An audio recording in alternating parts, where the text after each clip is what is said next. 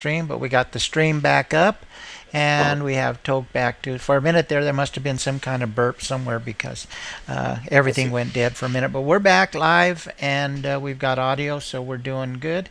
Um, so this little number of Yeah. fighters, that Mhm. are traveling all over that place and causing all that chaos. So I'm not, I just didn't understand how, they were saying that they would go to certain places and they would steal all the money and take over the resources. We hear they tried to take over that dam, in Iraq.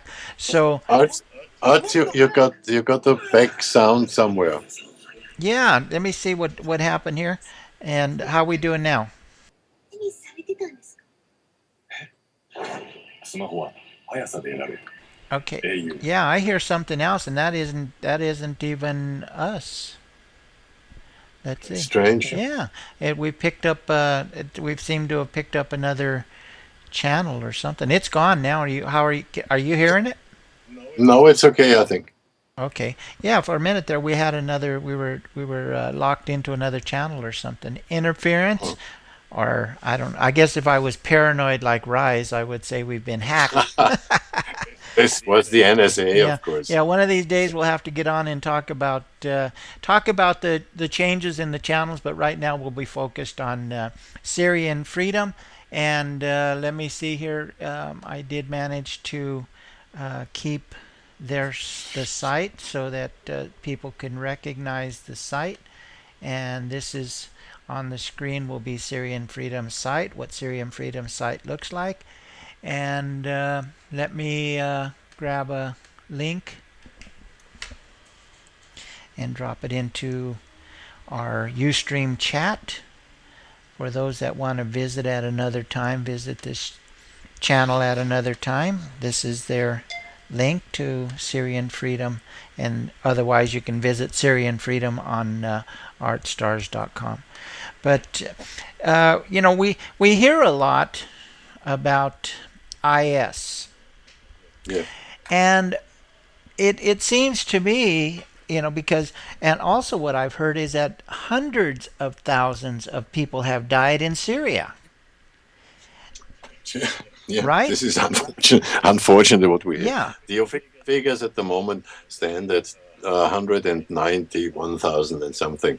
So this is the official figures, but United Nations gave up on counting already because they could not verify the sources any longer. So and we think that the figures are much higher than the 200,000 roughly now. So I guess it's maybe between the 250 and 300 already.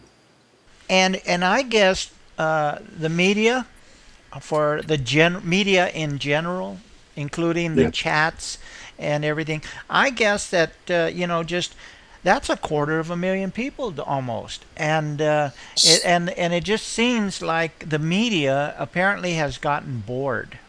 That Mm. they just get bored with this type of thing because, I mean, yeah, 1,000 people killed in Gaza, 1,000 plus were killed in Gaza, and whatever is dying in Iraq now, and whatever's dying in Africa right now, don't even come close to the total number of people being killed in Syria. Not at all. I mean, the figures now stand higher than what the United States lost since World War II. It's higher than any losses of any war that the US were fighting afterward. So we just, it seems to me like I said, it just seems that the world, and it's not just the United States. I don't know what other country is taking this fight seriously to where a few people die and I'm just saying a few in compared to Syria. A few people You die in. sorry, you were out for half a minute at least on my side. Okay, so it seems that people have gotten bored, and that's the only No, thing it I heard can that. be. Yeah, I was already answering. My answer was that I said you said this 200 and maybe more than this is an incredible figure, and nobody hears about it, nobody knows about it, nobody cares about it, maybe. But I said that this amount of people is more than the U.S. losses since World War II in any other whatever conflict the U.S. was involved. So to give you a a slight idea about how many people died there. Well, yeah, but what I was saying is that the mentality of the world, the Mm. people in the world, that when something like this just goes on and on and on, it just seems like they change the channel. I already heard about this. I don't want to hear about it anymore. Here's a new war over here that we're going to listen to, and then we're going to move to another war and another war, and that's just what it seems like is happening with Syria, because a quarter of a million people, that just guesstimating a quarter of a million people, that's a lot of people. And why isn't anybody really concerned about it? Yeah, I'm with you. I just take a cigarette if you don't mind. Uh, yeah, I think you're right. Of course, it is like this. It is that people, but it's human or inhuman, whichever you see it. I think it is somehow normal. This after 3.5 years or more, it is. It's every day the same. People are not interested in the same. There's no interest. The moment there's something new, they will switch and swap and listen to, I don't know, to Ukraine now. So everybody is interested in Ukraine. There was a time when everybody was interested in the Egypt revolution. Talk to anybody about the Egypt revolution. Nobody knows really. I think now what's happening there locally. So it seems kind of normal. We are in this yeah, communication and over communication society that there's always new things coming up, good, bad, usually bad, and people just follow the next one. This is yeah, we can't change it. This is what it is. There's something new coming up and people are switching. Yeah, it's so easy to change. On the internet, they'll be watching us, for example, right here, and they'll listen to us for this amount of time. We've been on for a short amount of time, but probably about a little over a half an hour now. And people will listen to us for a little bit here, and then they'll move on to the next thing, whether it's Days of Our Life or some comedy show or some internet game, and this gets left behind. And I think it's gotten as vicious as it could possibly be, with people cutting off heads and carrying them on sticks and doing some of the things that are happening. I mean, this is humanity at its worst, and people will change the channel. Yeah, yeah. I don't really blame them. It sounds strange. I'm of course very much engaged in this Syrian thing, as I was engaged in Libya before, and most probably I will be if this should ever end. Be engaged in something else where I know something and I could contribute. But yeah, it is. As I said, like Egypt, nobody is interested in Egypt anymore because there's nothing happening. Nobody is killed. Well, there are still people killed, but nobody's really, watching it. And nobody talks about Tunisia. There's nothing happening in Tunisia. It's interesting what's happening. Like in Libya, nobody's interested in Libya now, unless you hear, there's something else now. The airport has been, I don't know, attacked by some Libyan ex fighters. Now, are they terrorists or not? Who are they? What? Nobody is really interested. Just the fact, something happened, or the American, especially for US, the American embassy is attacked. Of course, suddenly people are interested again, but now it's more or less over. It only comes back if somebody wants to attack, I don't know, Clinton or so. But for the rest, it's kind of forgotten, and we switched to another side. We switched to Ukraine now, which seems to be difficult, and which is terrible, of course, no question. But for the rest, like Africa, what's happening in Africa, nobody knows. There's people killed in Congo every day. Yeah, this is far away, and I don't deny, even for me, I know about it, but I'm not, like I'm not specialized in this area, so I don't know much about it. everybody is maybe looking for something that he can contribute to, and then people, most of all, these Occupy channels, they go back to American local problems if they are bad or difficult or new, and then they will discuss this, and then eventually something new come up, and they will switch to that. Yeah, because all of the channels, for example, when Gaza was, and Israel and Gaza were fighting on TV, and that's Yeah, really what it was. All of the channels, the numbers were up. They weren't that high, but they were up. But when Ferguson started here in the United States, I mean, all of those numbers skyrocketed. Even sites that had little viewership, like Global Revolution. Sometimes there was nobody in Global Revolution. They shot up to past 1,000. They haven't seen 1,000 since Occupy started. And it right. was the same with everything. Everybody was bleeding over, and Ferguson was a big thing, and now Ferguson is gone. And and Yeah, all where did all of those people go? I mean, there's still problems, but I think what happens is that people become jaded in a sort where they, I've heard about it, I know about it, I'm not going to do anything about it, I don't want to hear about it anymore, I'm going on to I Love Lucy or something else. And that's pretty much what happens on TV and in the chats. And that's why we have, thousands of TV channels now, because people got that clicker. They don't even have to get up and change the channel anymore.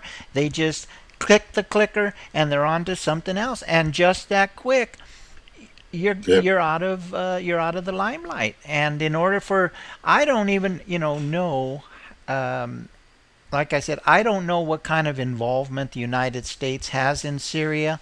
The most that we hear about Syria now is because of IS.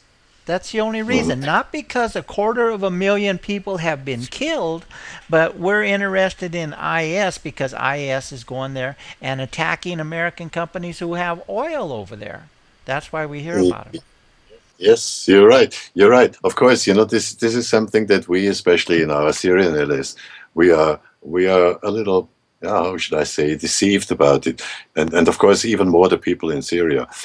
That the 250, 300,000 maybe dead did not spark much interest in the U.S. and only because, and it's bad enough, of course. Don't get me wrong. Then when two Americans were killed, two journalists, and beheaded at that, then suddenly there were interests, and suddenly they thought they have to do something about it.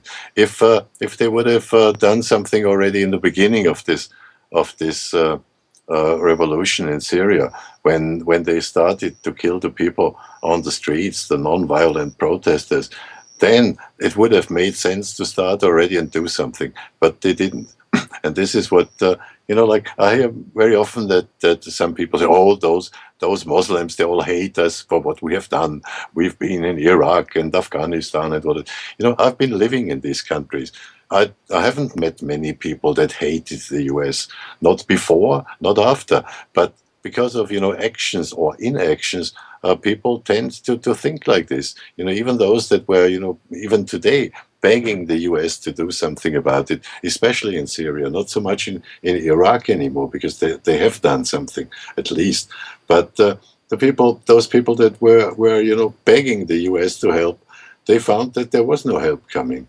And they are deceived, and they are not, hating the U.S., but they're feeling towards the U.S. as a democratic country that stands for the rights, that has a constitution that says free people and democracy and what have you, and they don't do anything. And this is what deceives them. But I don't think that they hate them. There is more that hate them than before. This is true. Well, I think, when President Obama comes on TV here in the United States and I hear him talk, and I understand, but I had that feeling anyway. Is that one of the things we've been involved in one country or another, their war for one reason or another, and it usually goes back to the security of the United States. And usually, what they mean by that is the oil. That's what they mean. They don't mean coming and attacking the United States. They're going to, come over in boats or airplanes or whatever and attack the United States. They're attacking our resources in the Middle East, which is It's oil. 11 o'clock. Which is oil. That's really the only time that the United States has any interest. But as far as the people themselves, I notice that President Obama and our government is saying we cannot solve these problems. The people of Syria, the people of Iraq, the people of Gaza, the people of Africa, they have to solve these problems, and I agree with that. I agree that they have to figure out in the same way that we figure out. We have a lot of problems here, and as a matter of fact, our gang problems, we have bigger gangs in the United States than IS. And believe me, they're well equipped and they're educated, and they do things like drugs and prostitution and human trafficking and extortion, a lot of stuff they do here in the United States. And we have gangs that are bigger than IS, and in some cases bigger than a lot of the countries. 316 million people in the United States. We could have a gang that is bigger than some of these terrorist groups. And that's one of the reasons why I think that the American people doesn't get too excited when this kind of thing happens. Yeah, I think you were expressing one part of mostly the American chatters and people that we talk to, that we're in contact with. I don't think it's basically this. Many Americans think it is about oil, and I used to answer this by those a CIA and whoever is starting a war or a revolution. I think this young guys that were writing this paroles on the walls of their school. They had no idea about oil. They certainly had no idea about CIA. They were just feeling there was something wrong in the country, and to connect it with oil from the beginning. You have the same kind of other people that say the bankers or the weapons dealers. Of course, they are all interested in a war. Everybody knows. If you think back of Cheney's and friends, of course they had interest there. No question about this. But this didn't start these revolutions. It was not started by banks. It wasn't started by I don't know, by Rothschild or Rothschild or whatever you call them. It was the people, and this is something I don't like about it. To forget about the people and just say, well, they are just stupid little Muslims, they are Arabs. We don't care about them, nothing to do with us. They should fight their own thing, like Palin used to say. Let those Muslims fight themselves. Of course, it is, I agree with that, and I agree with Obama on this part to say it is the people themselves that have to do that. But, the problem is that those democratic people of the first hour, they didn't get any help to get, into any kind of situation that they could install a democracy. And even if Assad is gone, it won't be a democracy from one day to another. I mean, let's be clear about this. It's the same in Libya. People tell me, you think what we did was good in Libya? Now they are fighting. What the hell did it change that we killed many people? So, in fact, there were 172 people killed by United Nations. This was United Nations. This was not the USA. This was not NATO. This was United Nations that did it. First of all, with a mandate given by the UN Security Council. First of all. So second is that, of course, it changed something in Libya. It changed that after 30,000 people killed, it has stopped this daily killing of hundreds and thousands. And in Syria, it's still going on because nothing happened. So nobody wants, not the people there, not the Syrians, certainly not Americans, to have boots on the ground. But it wasn't even needed, and it still isn't needed. But what would be needed was to help the democratic revolution, to fight them, and first of all, in the beginning, to only defend themselves against aircrafts and things that they couldn't do. They have no anti-aircraft weapons. The few that they have is certainly not enough against thousands of aircrafts flying around. So they can't help themselves, and the US wasn't helping. They were not, and I'm not talking about the US, I'm talking about the free world, if you wish, the so-called free world. Nobody was giving them anything. So the reasons, yeah, because they could fall in hands of such and such, and we've seen it in Iraq. Now, Obama is not only Obama, but the West, France, Germany, they are delivering weapons to the Peshmergas in Kurdistan. Those Peshmergas were seen as terrorists for decades. Now suddenly they get weapons, and the the basic fighters in the Free Syrian Army, they were not terrorists at all. They were just local, regular people that couldn't stand it anymore. Plus, people that left the army and deserted. So they did not get anything until now. And the US even stopped when other countries that they had contacts with, like Saudi Arabia or Jordan or Turkey, when they wanted to help, the US blocked them to give any kind of help. And now, when it's so far that there's 300,000 killed eventually because of two American journalists, eventually now they start with doing something against ISIS or IS or ISIL, whatever you want to call it. So I think this is wrong from the beginning. Well, okay, so if the United States got involved, just because first of all, the United States isn't going to do it alone. President Obama has said that, the Congress has said that, and there might be some things the Supreme Court is even saying it's illegal for us to do certain things. So we've got to kind of take it slow. But so let's just say that the United States decided that we figured out a way to get involved legally. We got moral issues and stuff like that. So we get involved. So in order to do this, we've got to put probably hundreds of thousands of American people in that region in order to stop this, wouldn't you think? No, no. It would have been very easy from the beginning. The first thing and the easiest thing would have you didn't even have to fight an army. The only thing would have been to stop all kinds of air traffic in the region.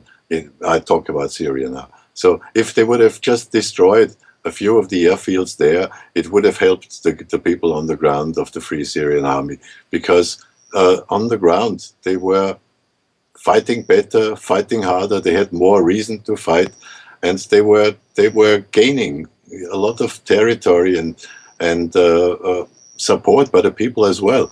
But the moment, whenever they freed any kind of area or city or whatever, the next moment the Air Force was coming in and bombing them out with whatever they had. And the worst, in my opinion, was this stupid chemical weapons deal between the US and Russia, when both Obama as much as Kerry were overwhelmed by the tricky Russians to tell them, okay, no more chemical weapons. Which what happened was, now I don't want to discuss, who was responsible for these 1,500 not so clear people with sarin at this time. But this was the reason finally to stop chemical weapons. Great. Anything else but this and it was not only all chemical weapons. It was just sarin and maybe two or three others that are, according to the Geneva Convention, not allowed. So with anything else, and if the guy would have nukes, he could nuke them. It's not in the agreement between the US and Russia, and he does. He does everything that is possible outside sarin plus maybe two other chemicals, and with all the rest, he is killing these people, and nobody stops it. And there's no reason for, because they have kept the chemical weapons out, which is even not true, because they have hidden a lot, as we find out more and more. Yeah, I was just thinking, when you were talking, that it seems to me, because we always talk about, what the United States should do, what Europe should do. I'm just kind of thinking, well, what would happen if, let's just say, in a perfect world, the United States attacked Russia, wiped Russia out, and then possibly China, attacked China and wiped China out. Just for the sake of conversation, hypothetically, it's never going to happen, but let's just say it did. Do you think that that would stop a lot of the fighting in the Middle East? Because now a lot of people like Assad, for example, could no longer get airplanes because, as far as I know, a lot of these countries don't make these kind of things. Does Syria produce its own airplanes and weapons? Of course not. They don't. They don't. Somebody they get supplied by somebody, and a lot of times they get it given to them. They don't even have Of to course, buy them. no. They get it from Russia, they get it from China, they get it from Iran, they got it through Lebanon via Hezbollah. So they, of course, they already had since long. They have long contracts, weapons contracts with the Russians. This is why they said we will not stop it. We are keeping our commitment. So don't worry. I mean, the weapons are there. Don't mind. On the other hand, of course, the United States is giving weapons to all kinds of other countries, some good ones, some not so good ones. It's a fact. We know it is. And we know that weapons dealers make money. We know that I don't know, security people like the Chinese made money with this. But it's not the beginning of this. And it is not about the people. People tend to forget about the people that started it, and this is something I don't like about it. It's not the weapons dealers, and it's not the bankers, and it's not corporates that start this war. It is people sometimes, revolutions I'm talking about. And if you talk about revolutions, you have to think about the mother, so to say, of all revolutions, the French Revolution, where everybody says this was, the freedom for Europe, and this was the beginning of a kind of democracy all over the place. True, but if you know the history of the French Revolution and what happened afterwards, it was not democracy from one day to another, and it won't be in Libya, it won't be in Syria, and it won't be in Egypt. It's not even in Tunisia now, but it will change, and at least those families like in North Korea, all those Kims and all these Assads, they will not be there. And this is already, a good point. If we can get rid of those, it's already a start. I mean, to get rid of a Putin, of a Russia with Putin, or a China, this is something I don't think about. I don't even want to think about it. Of course, they are not the good guys. If you see what's happening in the Pacific area with China now, like new ships every day. They have the money, and they crisscross all over the place. They announce this kind of security zone for themselves that nobody else accepts, but they fly there. They attack you, not fighting and not shooting yet, but it's their aim, and they are threatening all the people around, whether it's their own communist brother countries like Vietnam. They are just present there and over present, and Russia is doing the same, and Russia is doing it even worse because they are fighting already. So of course, like to change this, it will need something else. But those local conflicts could be, in my opinion, could be solved if somebody would take responsibility.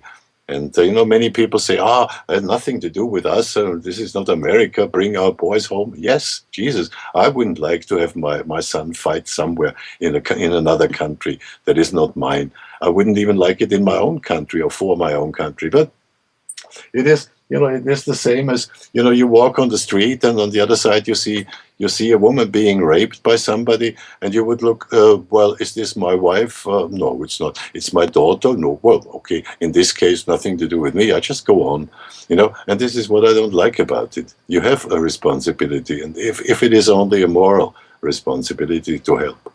Yeah, And this is what I'm lacking. yeah, and that's a good analogy. If it's not happening to you, then you don't want to get involved in it. But I think that cross seeing somebody being raped across the street is a little bit different than watching for example, and this is going to sound pretty harsh, and just remember we're just talking here.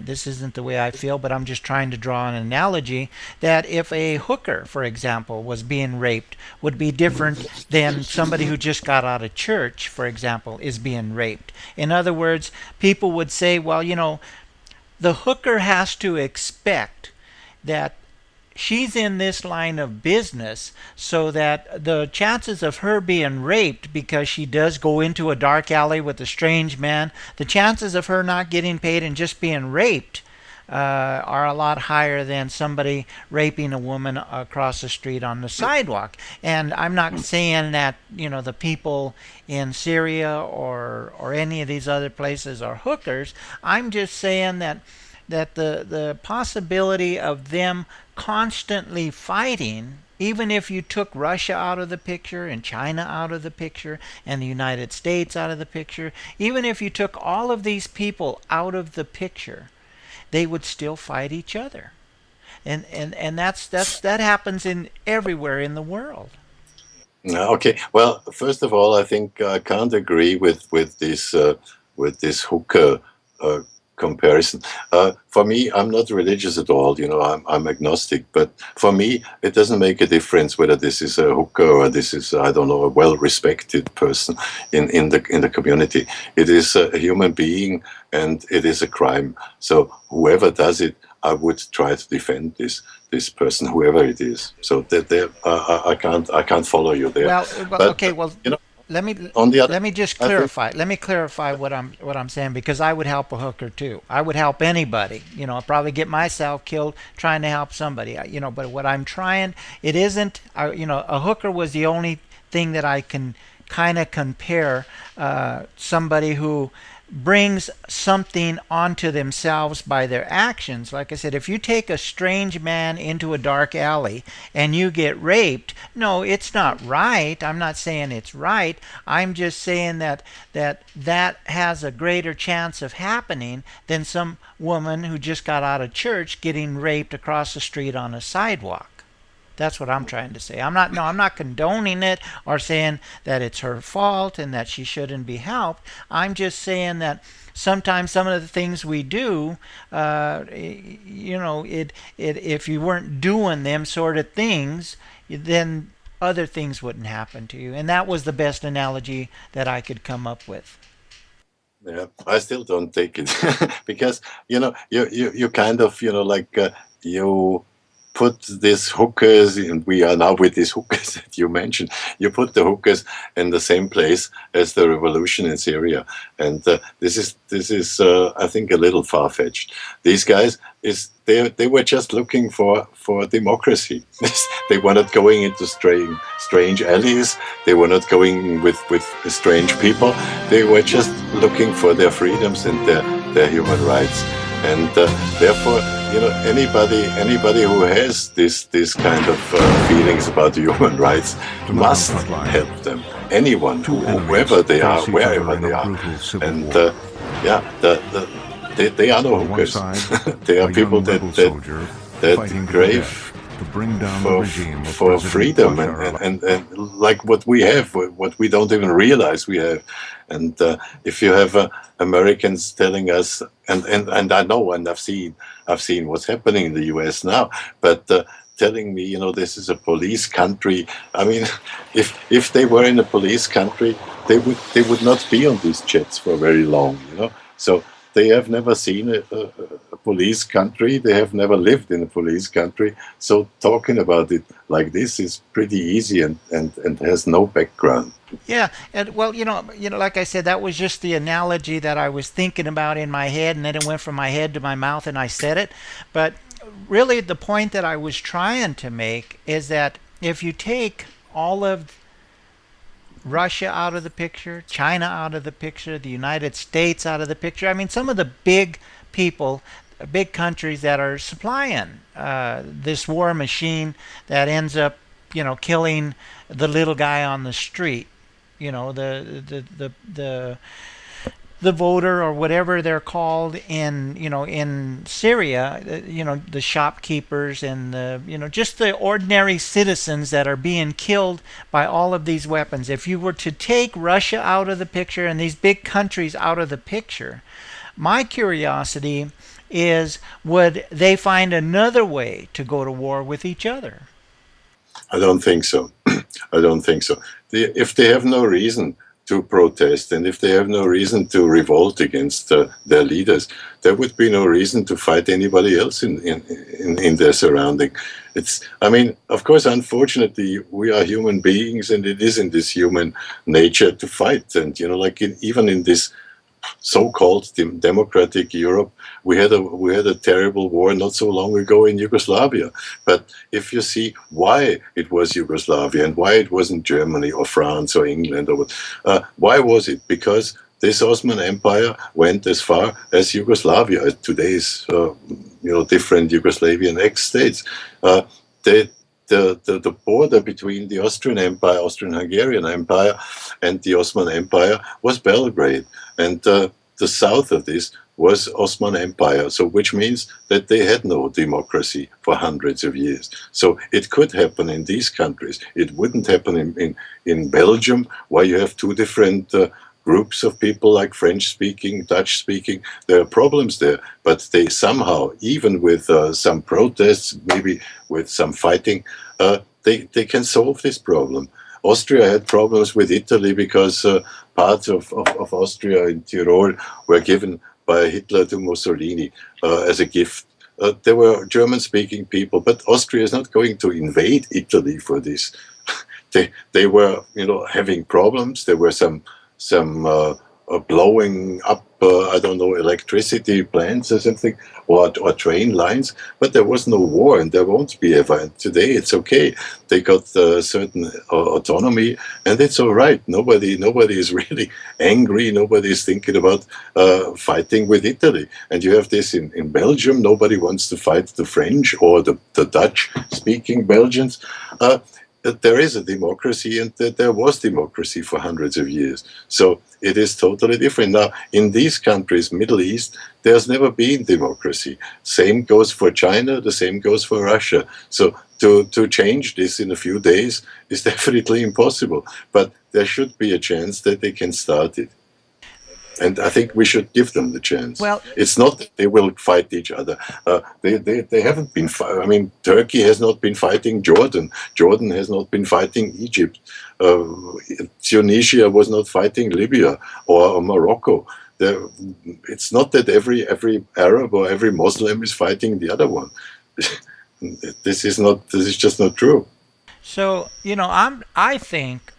I think that if we got rid of a lot of the weapons that are able to kill, just the little ones, just the little ones like machine guns and all these AK-47s or whatever they're using in Syria. You get rid of these tanks they're putting on the back, these cannons that they're putting on the back of them Toyotas, and you get rid of these rocket launchers, and you stop China and the Soviet Union and the United States, because that's what happened everybody knows what happened in Iraq. The United States left their military arms to Iraq, and then Iraq abandoned the arms, and then the United States got blamed for it. Okay, so that's basically my understanding of what happened. But what I'm saying is, if we quit manufacturing them, but you have to have all the big players to stop manufacturing them, and that if anybody used them, the big players would come in and solve the problem. But first, the problem has to be solved by getting rid of these weapons, and make it so that if you want to kill somebody, you've got to do it face to face with a knife or a rock or a club. You've got to go up to them, and you've got to hit them. And you're not going to kill 250,000 people, 500,000 people that way. So the problem may not be a social problem like President Obama and a lot of the leaders are saying. It may be an arms problem. We have to get rid of the arms. We've got to get rid of the ways to kill 100 people a second.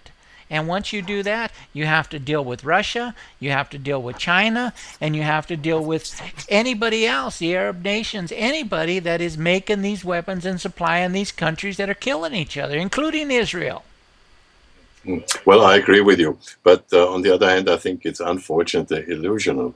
It will never happen, and Assad or whoever will not give up his weapons. And if the people, like the revolutionaries or the local or ordinary people, would not have any weapons, this is reminds me of these Americans that are always pointing at their second amendment. Let me have my guns. So start in America to do that. It's not even possible to get the weapons out of the hands of the local people. So the states or like a military, whatever, they will certainly never give up their weapons. Now, if illusionary, it will happen one day. Somebody will start with slingshots, and then I don't know. Somebody will invent something else, and it won't stop. I think this is something we cannot consider to happen within our lifetime, or maybe much longer. I don't think it will. The what we should try to reach is that everybody has a certain freedom for himself without being suppressed by anybody. And this is equally difficult, I know, but it's easier maybe than to get rid of weapons from everybody. It won't happen. It just won't happen. I, and I, It would be an ideal case, but it wouldn't happen. and I agree, and you're right. In the United States, we the certain people, I don't own a gun. I don't need one. I don't need to protect myself because the police department is right down the block, and if I pick up the phone, they are here in 2 minutes, and they got guns. So, I don't feel a need to protect myself. Although sometimes I'm out in traffic and there's some crazy people out there, and believe me, crazy people are everywhere. They're not just in certain countries. But sometimes I wished I had a gun because, with my condition, you know how I'm not as healthy as I used to be. I can't stand out there and fist fight with somebody like I used to. I have to use a little bit of my brain to make sure that I don't even get into any kind of confrontation. But sometimes people don't give you that way out, and they're on you, and the only thing left is you got to go to fisticuffs. So there's crazy people everywhere, and sometimes a gun comes in handy. But I think that and I agree, it's not realistic to think that we are going to get rid of weapons. I'm just saying, kind of hypothetically, if we could take weapons out of the picture, that it's not a social problem anymore. It's a weapons problem. And until you can get them weapons out of the picture, get used to 500,000 or 250,000 people dying. Yeah, true. Of course, true. But the thing is, there are weapons, and there will be weapons, and we will. I don't see any way out of getting rid of weapons. This I don't know. It's just not going to happen as far as I can see. So what we should try. I mean, like you said, in America, sometimes you feel like having a weapon. I was living in really strange countries, as you know already. I've been really being in very difficult situations, and still I never really felt. The need of having a weapon, because even if I would have had a weapon, I would have been second to the guy, the guy with the weapon. Those that are, the bad guys, they are certainly better off, fighting you with a weapon. I would be much too late, and whatever. I would have a problem already to aim at somebody. So it for me, it was never, a question whether I should have a weapon or not. I wouldn't feel better. There are situations, I agree, there are situations if somebody, some guy comes into a school and starts shooting, and somebody has a weapon, the teacher or somebody, yeah, of course, you could eventually kill him and save other people. But basically, it is, if there is a weapon, the chance of somebody is getting killed is pretty high. And then, you have people, especially in the States, saying, yeah, but look at Switzerland. In Switzerland, every man after leaving the army has to keep his weapon, and nothing happens there. True, it's true, it's true. Why is it true? And why is it not comparable to the United States? Because Switzerland has been, a pacifistic country since the 13th century. So they never needed weapons, and there's a total different society, a total different feeling about it. In the United States, has always been these weapons. Everybody was having weapons. It was against, I don't know, the indigenous people in the beginning, fighting against Red Indians and cowboys and all this. And this kind of feeling hasn't changed. And then, people do this interpretation about in our constitution, Second Amendment, we should have weapons to fight our own government. Great.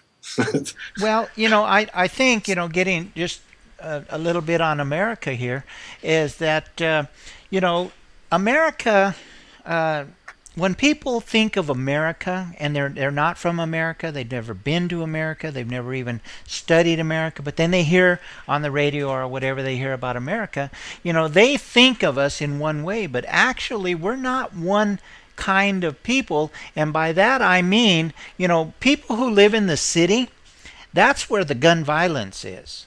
Okay, the cities like New York, Chicago, Los Angeles, Denver, even, the bigger cities, some of these cities are bigger than a lot of the countries you just mentioned. Just the city alone, not the state, just the city. So we got these kind of crazy people, we got them all funneled down into a city.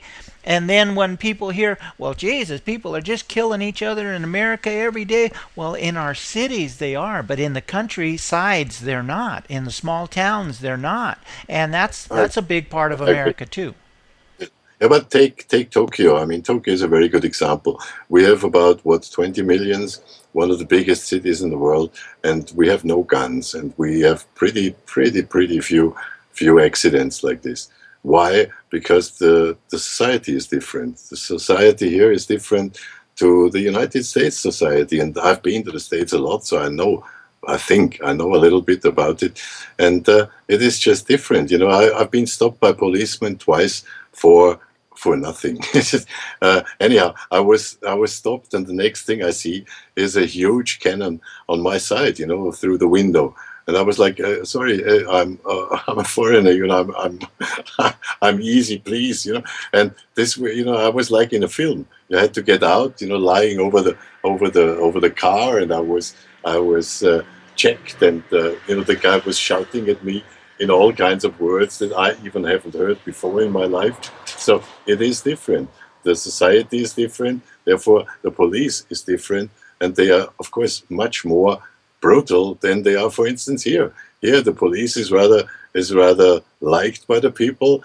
Here in my area, I feel totally safe. I let my wife go outside during the night because I'm sure there's nothing happening. There is crazy people everywhere, as you said, but it's not like in the States, for instance.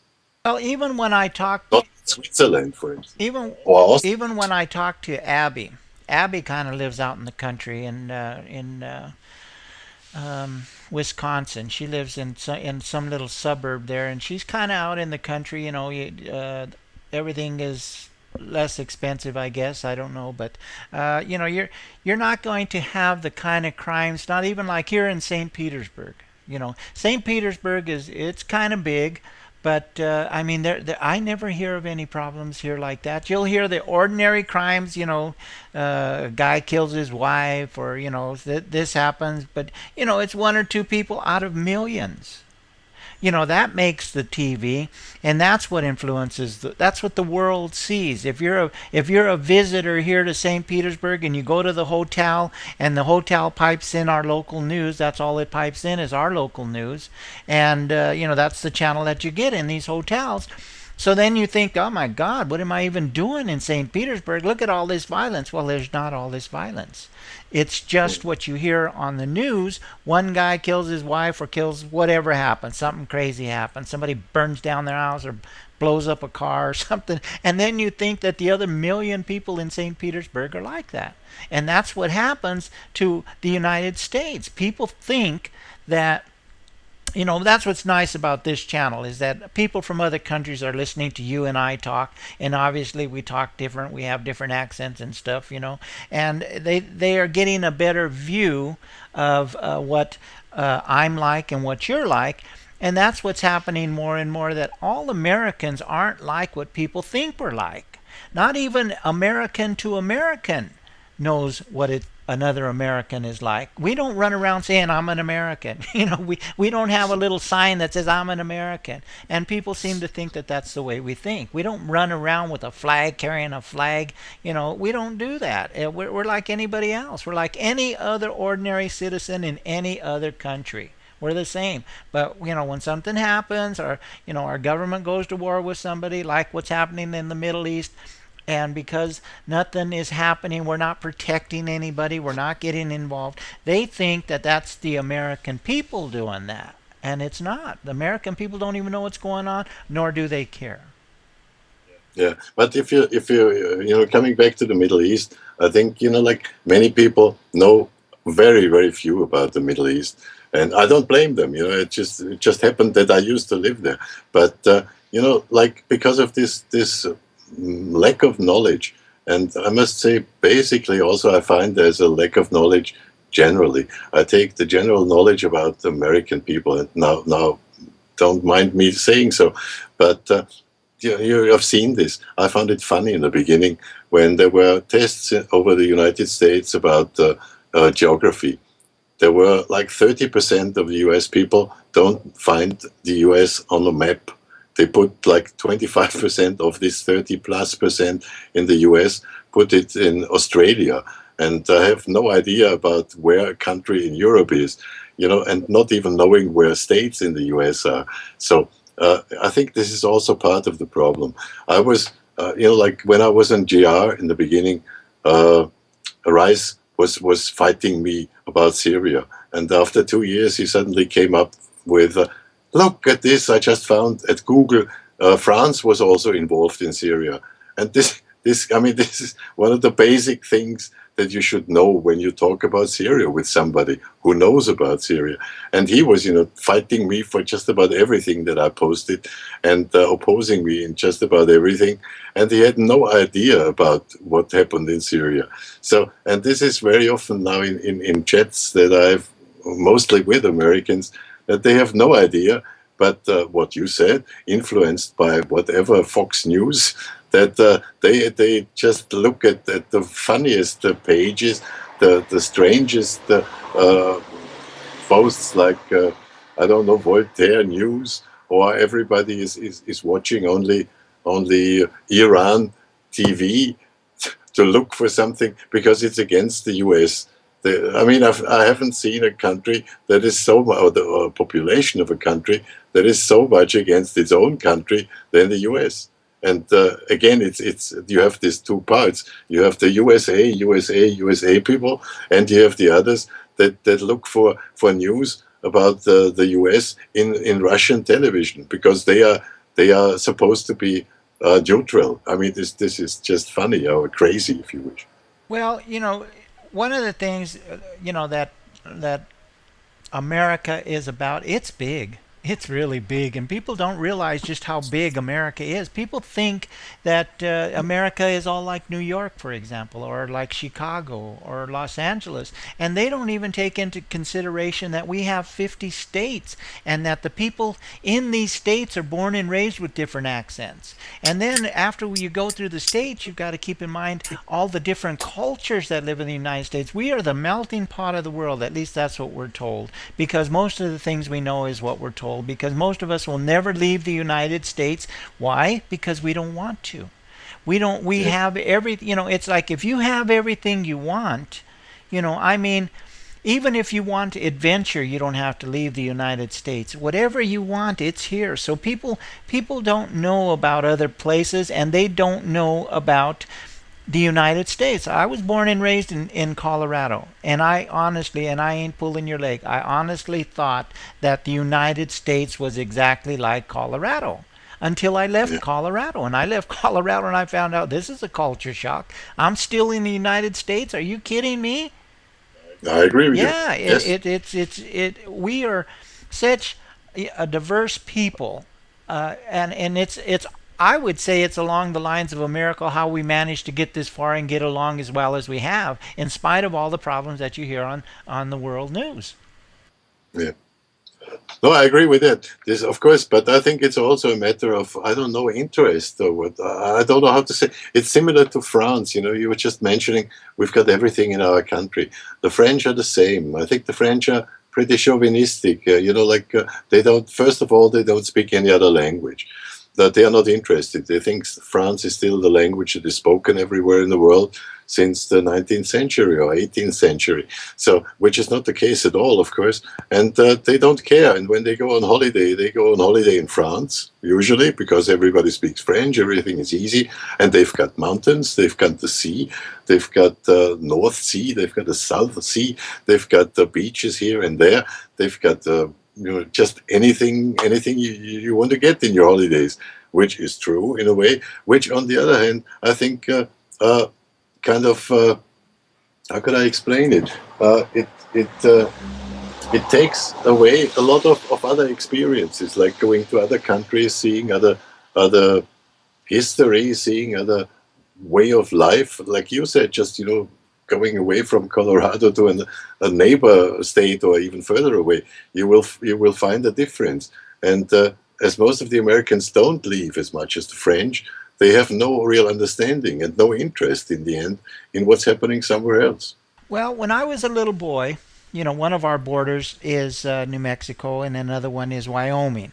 And every time I would leave Colorado to go fishing with my dad or friends or whatever. When I'm talking, 12, 13 years old, I expected something wonderful to happen as soon as we crossed the border. Oh, we're in Wyoming now, and I said, well, this looks just like Colorado. And then we get to little towns in Wyoming, and well, this is just like Colorado. So the West, I probably should correct myself a little bit. A lot of Western places are like Colorado. And if you go to New Mexico, the way that you're going to tell that you're in New Mexico is everything is like adobe. The banks are adobe, the McDonald's are adobe, the hotels, motels, all the houses, everything is adobe. So you're in New Mexico. Colorado is like anywhere USA. All our houses are different. You'll have adobe houses, brick houses, frame houses, and that's pretty much how you tell if you're someplace else is your environment. You look around and you say, well, this looks different. Yeah, I'm someplace else. And then you come to the South, and then I expected when I got here to everybody have a deep southern drawl like in Mississippi or something, and I get here and everybody sounds just like me. They look like me. They're dressed like me. The houses are just like the house I bought. You could have bought it anywhere in Colorado. And, it seemed like I was in Colorado, But then I started to live here for a while. And I said, no, you're not in Colorado anymore, pal. This is different. And you get used to it. And then I feel just like if I live in Colorado. I don't feel any different. And I imagine it would be that way if I left the United States. I just don't have any urge to leave. I went to Mexico when I was younger, and I looked around and they said, "Oh, well, where'd you go?" And I said, "Well, I went to Tijuana and Ensenada, all the border towns, the tourist towns. If you come here, there's parts of the beach that are like for tourists. So Yeah, you really haven't seen Mexico. That's what they right. would tell me. Yeah, but I think this lack of like experience with other countries and other cultures also makes America rather vulnerable because you just don't know much about the rest. And if you see like the Obama administration now, they're just from one thing to another. Now they killed 1,500. No, this is bad. We have to do something now. Finally, no, well, maybe we should not do something. 2 minutes later, it is cancelled, and then you have a red line. The red line is broken 1,700 times. There is no follow up. It is just jumping from one thing into the next one, and no solutions, no firm commitments to something, to moral commitments from the beginning. There you have the fear, and this is what the Syrians, for instance, feel now. They talk about they have this feeling. Oh, the Americans, they are good. Those Americans, the free country, and all their good things, all the things they have done and what they have reached. And then they wait for help. They think there must be help. They are a good country, and then they feel left alone because nothing happens.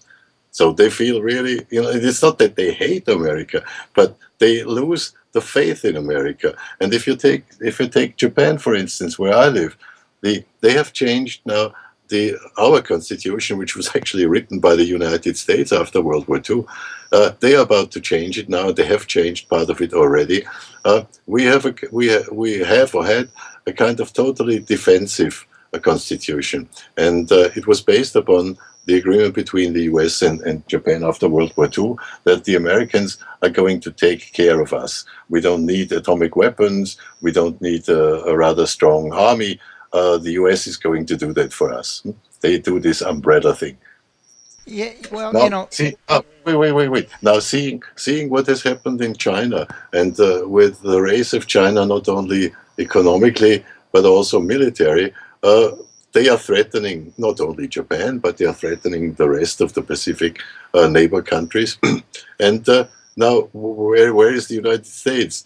And if you look from, say, Japanese side now, and not only, but I see it now from the Japanese side, we are, of course, under threat by North Korea. We are under threat even by South Korea. We are under threat definitely also by Russia. And the same happens all around the place here. And we have America to help us. Now, seeing what America is helping Syria, seeing what America is helping Ukraine, uh, even the Japanese, and we have, after the war, we had really strong connections. We still have strong connections with the US, but even the Japanese don't trust America anymore. In case something happens, one of those islands is taken over by China, and it could happen. I don't say it will happen, and I hope it will not. But if it happens, I wouldn't trust the Americans to come in. Definitely not. And this is why they changed this totally defensive constitution in a more aggressive and a more defensive one, but defensive with a stronger army and with more possibilities to defend yourself, Well, which in turn, will start another race of weapons. well, I don't think that any country should have to depend on America. I think if they want to, they should be able to. But if America doesn't do what that country thinks America should be doing, it's almost like on a personal level. You can't expect somebody else to do what you should be doing, and no matter what. We went to war with Japan. And for better or worse, we went to war with Japan, and some people say we won. It just depends on who's telling the story, and depends on what you feel winning is. But uh, a sovereign nation should be responsible for itself, because I totally, because I totally agree. But first of all, this, as I said, this constitution was written by America, and America committed to do that. So there is a commitment. And if you see, for instance, Putin, who is really, like stirring things up now, he is reliable. Unfortunately, he is a very reliable partner to Syria, for instance. He, delivers weapons. He makes vetoes against anything. So you can rely on Putin, as terrible as he is. And this makes it even worse. I think you cannot rely on the US. And this is what makes people now not hating the US, but not feeling this kind of security in a partnership any longer. well, there's little something there that I disagree with a little bit. As you said, that the U.S. has a commitment, and I don't think it was a commitment. I think it was a condition, because Yeah. when the war was over, Japan didn't have a say in nothing. This is what's going to happen to you now, and if you don't stop what you're doing, this is what's going to happen to you. And you lost this war, and this is the way it's going to be. So it wasn't a commitment. It wasn't, it was something that Japan had to do. And that if the United States, as we've gone past all of these years, is saying, okay, generations and generations have come, the Japanese people have changed, we don't need to be as involved in Japan as we used to. We don't have, they are no longer our enemy, they are an ally, and if they're not an ally, at least they're not an enemy. And the United States might be looking at it that way, so that we could step back from Japan these days. As there was in the past, we couldn't do that because Japan wasn't as nice as it is now. China was basically dominated by Japan. Japan did some brutal things to China in the past, and that's the past. The past is gone. We're in a new time now. Generations have come and gone and come and gone and come and gone, and people don't even, the governments don't even run the country the way they used to anymore. It's become globalized, and we are starting to be more and more alike. And pretty soon, the world is going to be basically like the United States. It's going to be a bunch of little people all on the same track. We're all thinking the same thing, which is how are we going to make our lives as individuals better? Can I get a better car? Can I get a better house? Can I get some of this for my kids? Can I, it's going to be all about as an individual being better. There's not going to be a community thing like a lot of cultures have. A lot of cultures take care of their old people. They take care of their sick. They don't depend on the government, Social Security, Medicaid, Medicare. If you get sick, your mom or your wife or your daughter or your cousin, they take care of you. And Yeah, but that's what I mean. It is totally different to the United States, although it might one day, as you said, maybe we're all the same in this kind of globalization by all kinds of values. But I think that like Japan, for instance, the society, Japanese society, is totally different to the American society. There are similarities, there are things that are equal, but on the other hand, there is a total difference between the two. Like just the two of them. There's a difference between Austrians and Americans. So we are still different. And even within Europe, we are so close to each other, and still countries are totally different if you just cross the border. Not only by language. This is another thing you in the States you don't have. You can cross 50 borders and you will still speak English, the one or the other way, but you can communicate easily. well, So basically, I think there is this. It has changed, of course. The situation has changed. Political situations have changed, and they are still in a permanent change, and they will always be, I guess. So the thing is that what most of the people thought, like myself, after the war, after my parents were talking to me about what happened, and so we still see this kind of. How could I say? Maybe it's an illusion. America, the free country, the one that helps everybody who is suppressed, and it's not. It's no more. And the more the people have now, and the better the standards get, the less they are interested in other people, and the less they are interested in other societies and in other countries' problems. And this is what I see in Syria, and not only in Syria. I think what's happening, and it could be, if I was going to make an excuse or a reason for the United States, it might be this, is that as the United States gets stronger, as the United States develops more power in economics or its war machine or whatever you want to say that the United States has power in, the world is the same way. It's growing too. The United States isn't growing alone, so that what becomes an enemy of the United States is strong, if not stronger than the United States. So when you're just one country fighting the world, and that's what it looks like some days when I wake up, you've got all of these problems all over the world, and people expecting the United States to solve them. And it's getting to be where the United States is starting to say, we just can't do it. The American people will not do this anymore. And that's what the average guy on the street is saying. No. And the government is listening. And there's parts of the government that isn't going to listen, the Republicans, because why? They have investments in the Middle East and in Japan and in the Ukraines.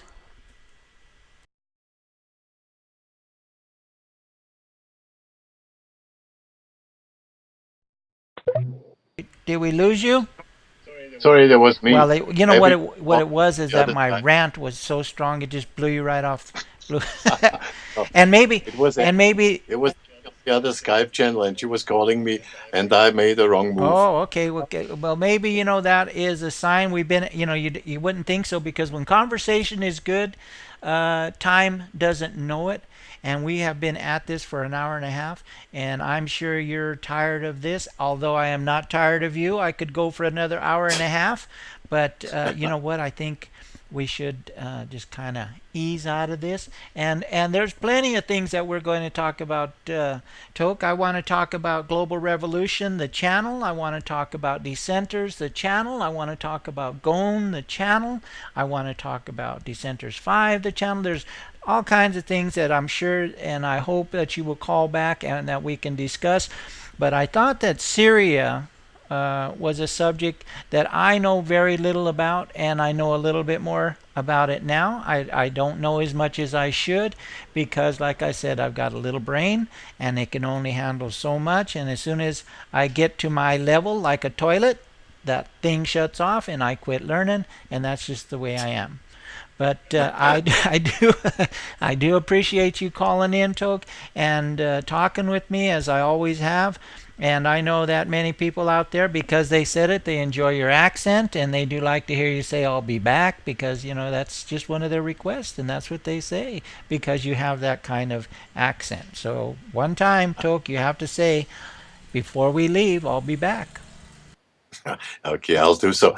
But there's one thing maybe we finally yeah, we were kind of slipping into the US, which is of course okay and is connected to the problem. I think we should maybe, if you like to, we could have another one on Syria, and maybe with some more people that are online on all kinds of chats, so they could pose some more questions as we had last time, which would not only reflect your and my opinion, but others as well, which maybe we could do another time as well. But I don't mind, of course, talking about all the other things that you were talking about. Well, I have a talk show every morning, and I've been talking to myself for about a year, and it's nice to have somebody else to talk to because, that's what a talk show is supposed to do. It's supposed to talk. And, I was talking to myself. That's the way I started my channel. I used to go in there and type to myself. And, pretty soon I met a bunch of people, hundreds of people I met, just talking to myself and typing to myself.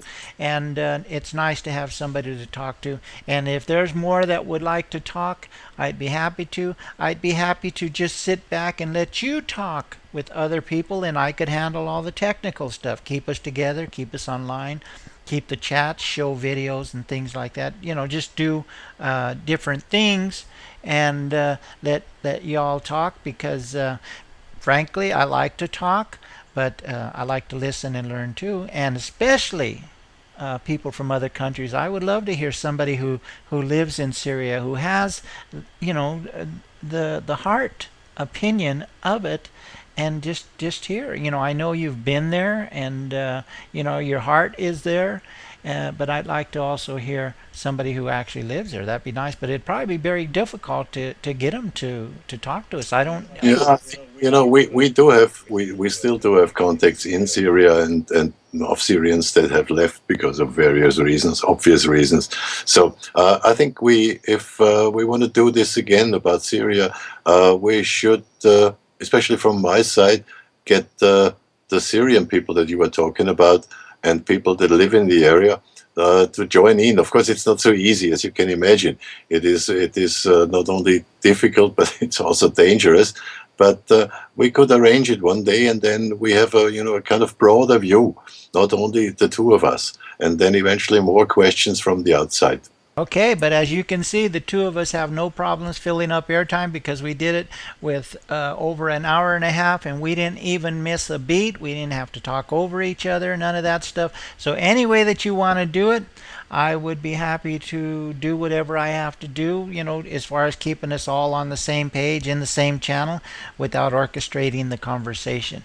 I'd be happy to do that. Right, so am I, and yeah, well, I'd love to do that again. I think it's nice, it's good, and it fills in some gaps that the one or the other doesn't have, or a point of view that you haven't thought about. So basically, both of us, we are talkers, also listeners, of course. In a case of two, it's rather easy. One stops and the other one goes on, and it's rather easy compared to like a bunch of 1,000 or so in a fast moving chat. So we are not interrupted, and we can we can finish our sentences, and we can answer quickly, not like in a chat. But yeah, let's do it again. I would be very much for it, and maybe we organize some other people that have the same or more background on especially Syria than the both of us have. So let's do it one day. We will talk about it again, I hope. And yeah, as you said, I'll be back. There you go, Toke. So I'm going to leave Toke for now, and if anybody ever wants to give us a call and call in, we could set things up just like Toke and I are going to do, and talk with hopefully some people from Syria or anywhere around the world. Maybe some Japanese people would be nice. It would be nice to see what other people are doing around the world, and that's one of the things that I enjoy about having these live stream channels, is that we're able to chat around the world. We've been chatting for an hour and a half. If we had to pay for this long distance, or longer than an hour and a half, if we had to pay the phone bill on this, this would not work. But thanks to the internet, thanks to what's free, we're able to do this. So that was Tokyo 1 of Syrian Freedom, and also of Dissenters. And I'm Art Stars, saying thanks for listening. And it's just my opinion. Have a good day. Thank you, and hasta la vista, baby. Hasta la vista. Take care, Toke. Ciao, ciao.